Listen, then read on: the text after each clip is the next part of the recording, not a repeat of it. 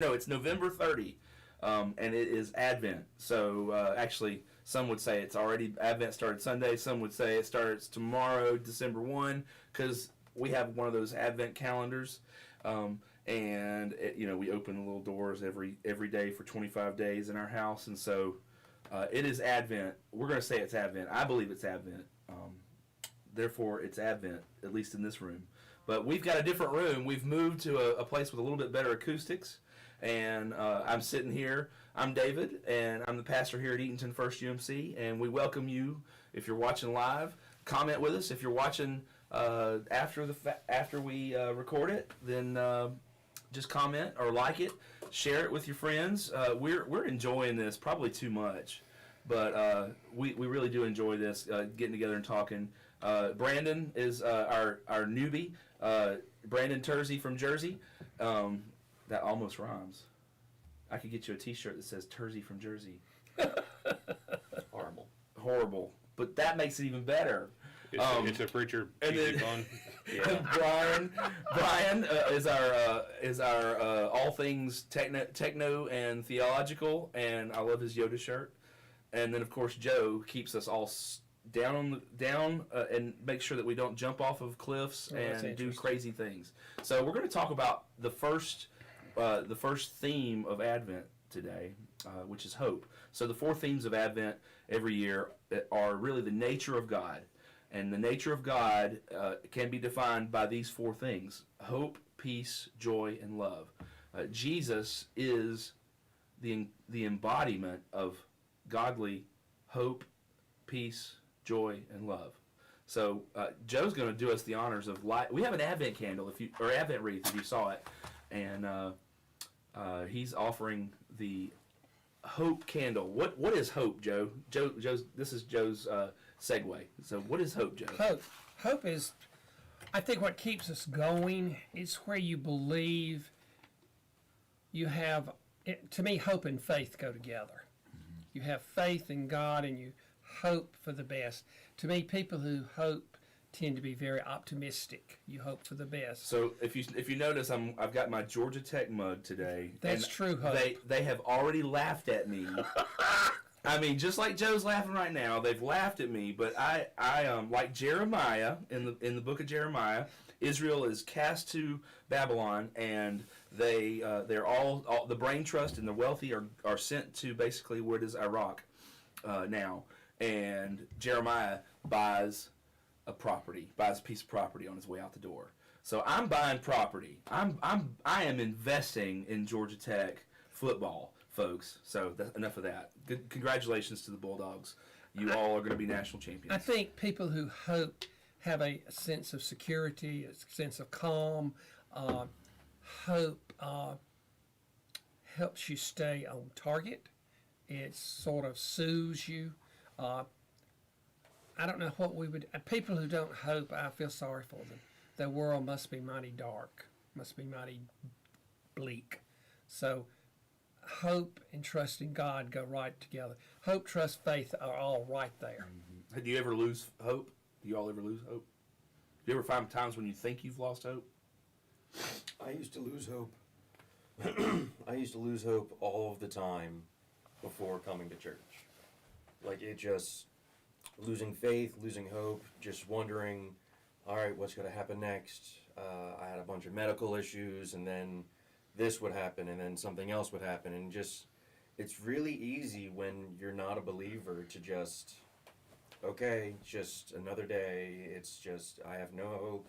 Today is just going to suck just as much as yesterday. Mm-hmm. And that's, when you're not a believer and you don't have faith, you have no hope usually.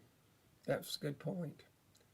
When my hope gets dim, I usually talk to God and figure out, am I waiting for Him to do it? Or do I look into what He's already given me to make hope, to bring out what I'm hoping for? Mm-hmm. And to me, that's where your faith and your trust in God goes. But of course, if you don't believe in Him, there's no belief. That would be terrible. Well, there's the statement that we say, my hope comes, where's my hope come? My hope, I think this is David in the Psalms, my hope comes from the Lord.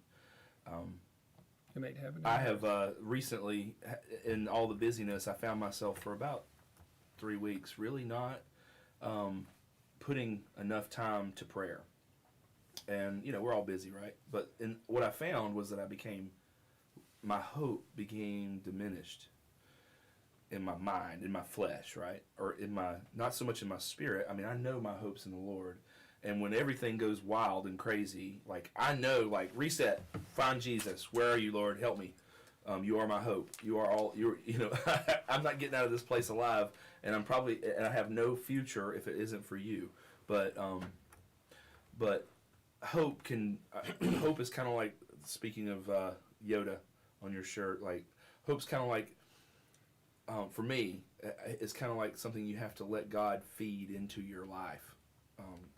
It's like a video game has those little, when you're playing a video game and your life force goes down, it's like it goes from green to red on the top of the screen. Maybe they don't do that anymore, but I don't play video games, so. I haven't played in a while. But the idea that your hope has to be sort of fed by the Right. Lord, or you have to sort of focus in on it, or else losing hope is humans, we lose hope. We can lose hope so quickly.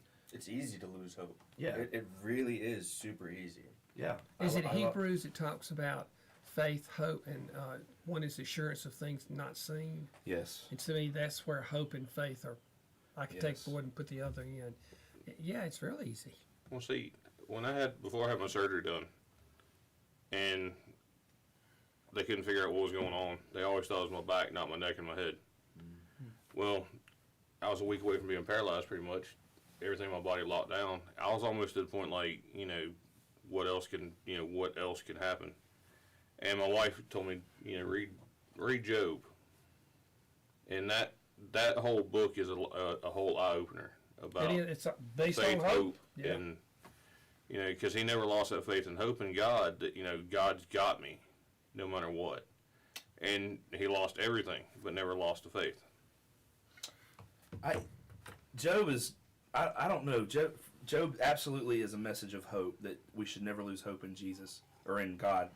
He doesn't talk about Jesus in the Old Testament so much, but about God.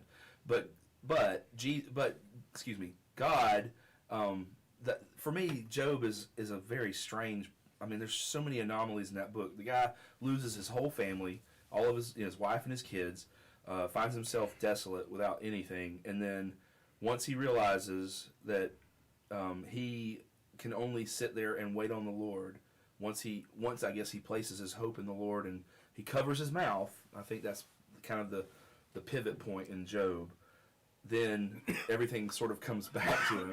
I don't know how to really put that into a context of entirely of hope, but clearly when he realized that there was one God and everything was up to him, it was at that point that he could begin to sort of see the world. So maybe when he shut up trying to tell God what to do and listened to what he said. Well, all his friends, right? The three. Bildad, and I Yeah. can't remember all the names, but there was three. Yeah, Job's friends. They weren't really his friends, trying to tell him that God had done this to him and all. Oh, yeah. But so bad things happen all the time. This is a holiday season, and as weird as it may sound, everybody paints a picture of joy, but this can be one of the most difficult seasons, I think, psychologically for people. And I find that people who have really tough lives or have had some really wounded realities in their life, that the Christmas season is probably the hardest season, maybe next to birthdays, and so hope can be diminished in a moment like this. Because the Christmas season is built, the media has built it up. It's a time of families getting together. Everybody wants the Hallmark family, the Hallmark Christmas, everything to be perfect. Mm-hmm. And they just Norman Rockwell. Yeah, oh yeah, it just doesn't happen. A lot of young people will say, "Oh, I hope I make 100 on this test," or "I hope I pass this." And I say, "Well, have you done your part?" Of course, no. I'm sitting back waiting for God to do it. It doesn't work that way. That's right. And that's, you have to learn that. Like, I hope we have a good Christmas. Well, did I do anything to maybe make sure we did have a good Christmas? What is a good Christmas? Well, We had a great Thanksgiving because I had all of my children together. That in itself, what is it? There is one good thing about the media. Publix has this commercial for Thanksgiving where they say it's not what's on the table, it's who's gathered around the table. And that hope, yeah. But who knows what the future holds? I just hope and pray for the best. And see, one thing we do at the holidays, you're talking about having a good holiday. We take the holiday and we celebrate it for the wrong reasons. We never actually put it for the reason it's actually supposed to be celebrated for. I don't know when it stopped, but I know that nowadays, at least back in Jersey, like there's not a whole lot of Christ in Christmas. There's really not. Anytime that there's a Christmas celebration, you go to anybody's houses, it is expected of you to bring gifts. And not even if you deserve it, if like, you're a good person. Like, it is just expected of you to bring gifts. It's not about Christ anymore. We need to bring Christ back into Christmas. Well, that's like Advent. How many people actually know what Advent actually means? Because I'm new to all this, so no, it's... there's I don't only honestly a know. few denominations that still actually celebrate Advent. I mean, some of the Baptists are bringing it back, but growing up in a Baptist church, I never had Advent. We Well, never the knew what it Memphis- was. The Advent wreath did not appear in this church for a long time. Yeah, you get a lot of that Advent wreath, and then you get some of that Catholic. This is a lot of Roman Catholic stuff, where you get Ash Wednesday is a little different these days. But the North, my wife's from Connecticut, and so she doesn't remember Ash Wednesday. She doesn't. She does remember the Advent wreath being used, but some of these traditions have gotten lost. But I do think if for only the mere fact that we're sitting here at the table and thinking about hope and then peace and joy and love, like these are things that we need to think about. Like if we can just focus on the nature of God, exemplified and manifested through Christ, and then really try to understand how we can have hope, peace, joy, and love, then it's done its job. Because really, as we light these candles, so the thinking about the wreath is all these things are sort of placed on top of other things. None of this was in the Old Testament, just so we're clear. So it's not like we've put put European traditions onto Christianity, and so at the very the sort of bells and whistles of it. So the wreath itself reminds us of evergreen in the wintertime. This is a very Germanic. Northern European thing. The darkness of the short days in the wintertime in the northern hemisphere, and so like if you're in Germany, like the sun sets at 3 in the afternoon and it rises at 10 in the morning. I mean, not really, but you understand what I'm saying. Like the days are shorter. It's hopeless. It's a hopeless moment. If you didn't pack your food away, get your sweet potatoes in the cupboard, or in the basement. If you don't have all the things stored away for winter, it might kill you. Like seriously. So it reminds us of, if you can put yourself in the shoes of a Northern European person who's snowed in, there's no food, you cannot go foraging in the woods for food, and you can't go deer hunting. You better have everything in place because you've got 2 or 3 months of hardship. Then we understand that from a not even a Christian perspective, but really from a secular sort of understanding, or a pagan understanding. These were pagan sort of ideas that Christianity sort of said, no, we're going to take them, and we're going to, what we call syncretism. We're going to take them and we're going to adapt them for us. So just remembering that, like it's not in the Bible. Advent's not in the Bible, but again, hope, peace, joy, and love. We can really hold on to those ideas because they do embody the nature of God. Right. And see, what it symbolizes, though, to me is what means the most. Because if you think of what Advent actually, like the Advent season actually symbolizes to us, is we are waiting on the birth of Christ. Then we're waiting on the second coming of Christ. We're waiting on Him to come.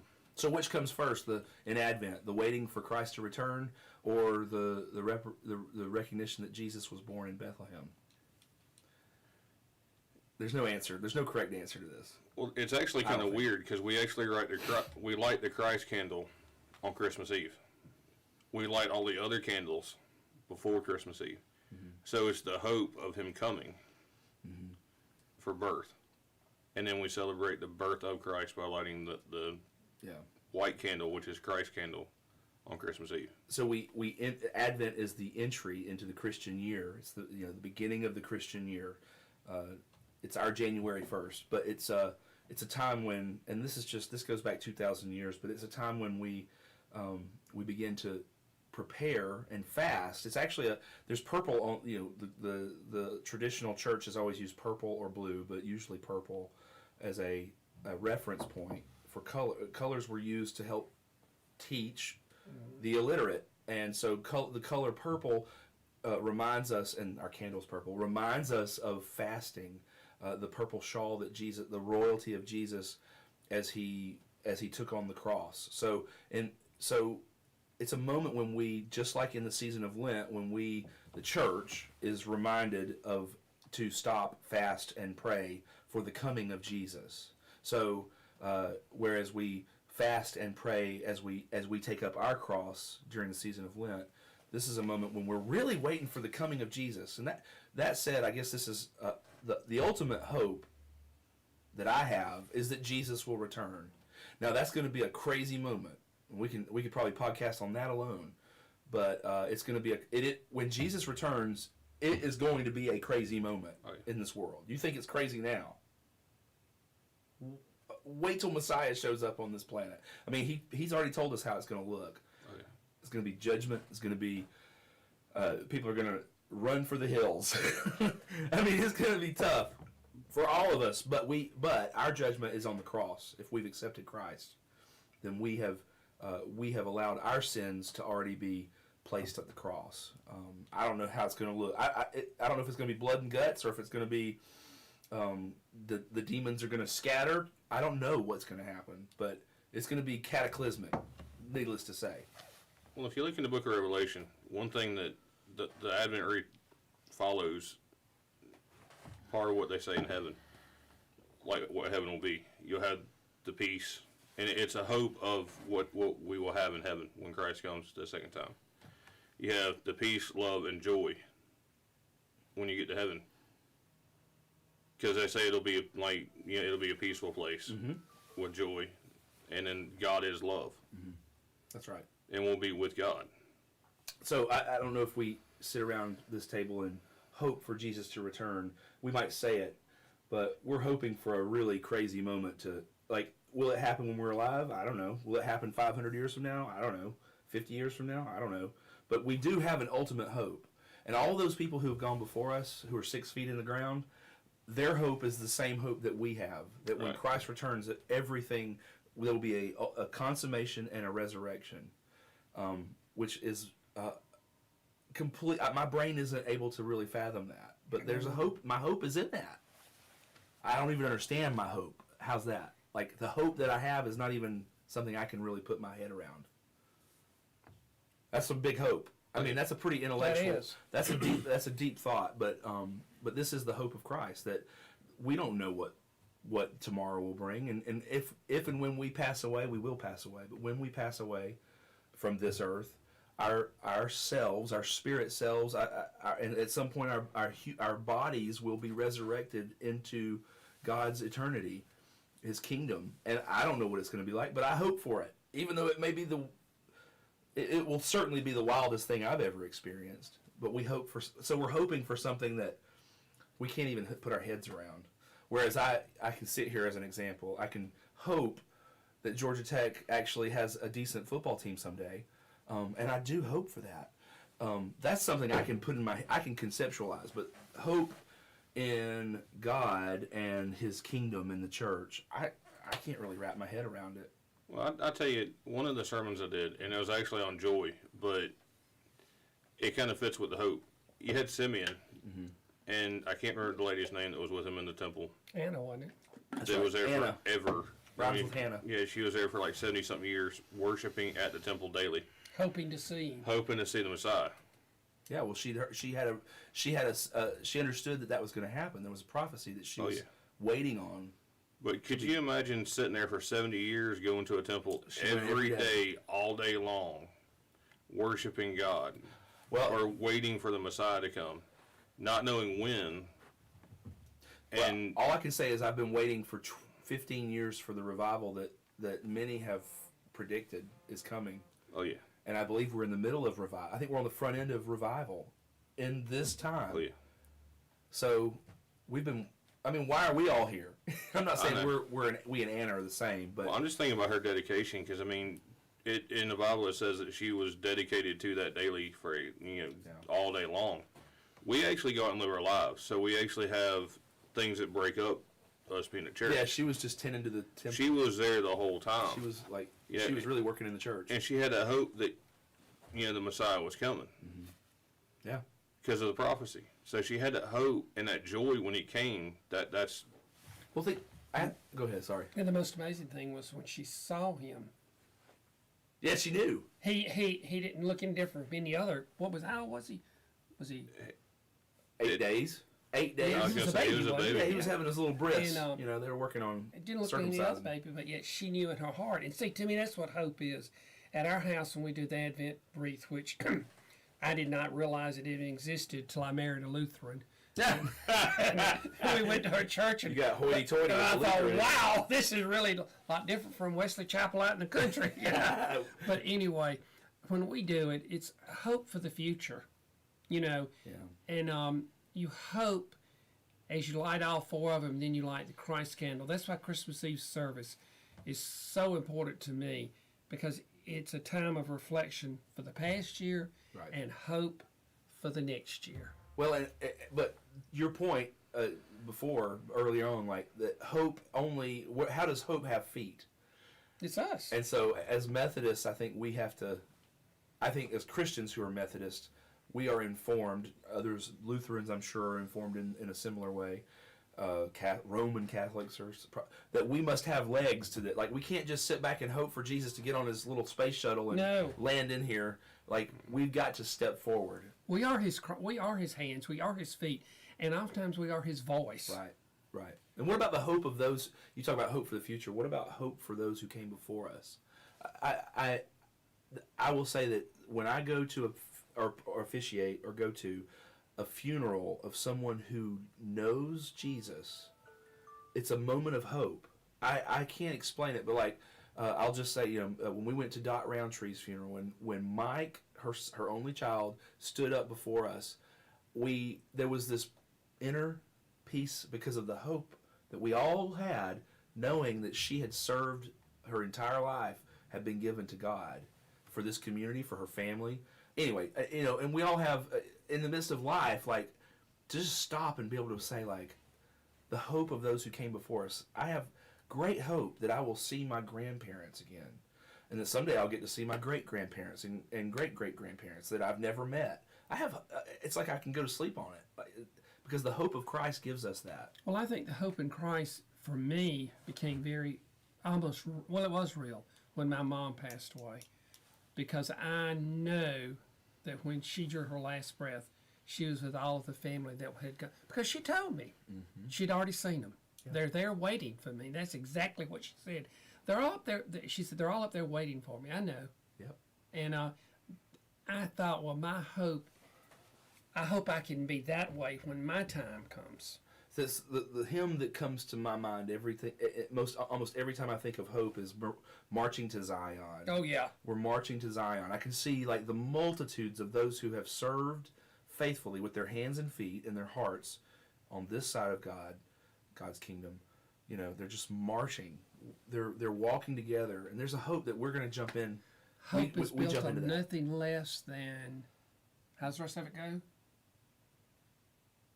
God, My hope love, is and built righteousness. on I can't. There's a hymn. My hope is built on nothing less. than Jesus and His righteousness. That's right. On Christ the solid rock I stand. That's it. That's it. That's the part Others that was coming to mind was, in Christ, the solid rock I stand. Are But I was like, that sinking doesn't sound sand. right. All other ground It's is sinking sand.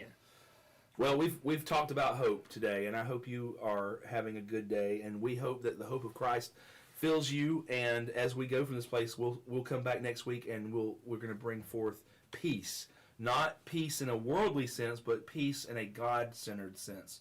So like a shalom peace. Go look that up. That's your homework. Go look up and study shalom, and we'll talk about that next week. God bless you. Have a great first week of Advent.